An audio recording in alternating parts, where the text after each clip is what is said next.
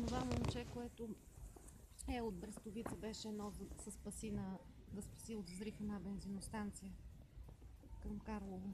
Ами не съм запознал Да. случая. А вие познавате ли ги хората? Тя е наш абонат. Тук се паркира колата. Това я познавам, повече не. Какво семейство са? В смисъл. Как ги познавате? Какво семейство? Като семейство не знам, не мога да ви кажа. Тя идва, оставя си колата и тръгва се. А вие как се Или казвате? идвате, Георги кой? Георгиев. Познавате жената? Млада жена ли е? Млада? С каква кола? Тук си пази колата. Тойота. Стоята. Тя какво работи, знаете ли? Счетоводител. А той? Беше. Той е шофьор. Къде? Не знам фирмата кой е. Имотно състояние така добре, заможни хора са. Нямам представа сега. А фамилията? Подробности Сапунджиеви са. А откъде са двамата, знаете ли? Нямам представа. Не Той се е от Пловдив. Как е малкото име, знаете? Йорданка. Кога за последно видяхте? На първи. На първи. Изглеждаше ли така пред себе нещо? Не.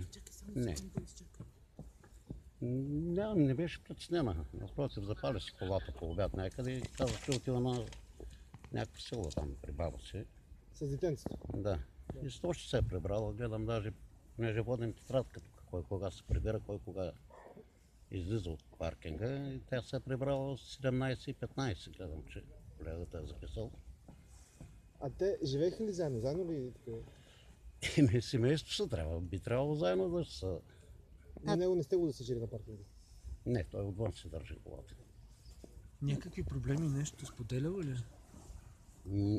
Вижте сега, тук абонатите с мен какво да споделят? Оставя си колата, заминава се. Детето момиченце. Момиченце, да. Коя кола? Тук ли е колата? Тук е, да. Сутринта нещо чухте ли? Тойотата. Нещо сутринта в 5. Друг е бил на смена преди мен.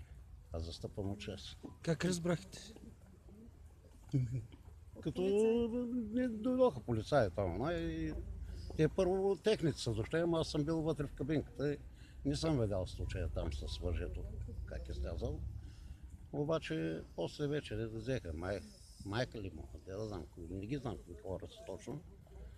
Щом взеха да излизат разплакани и вече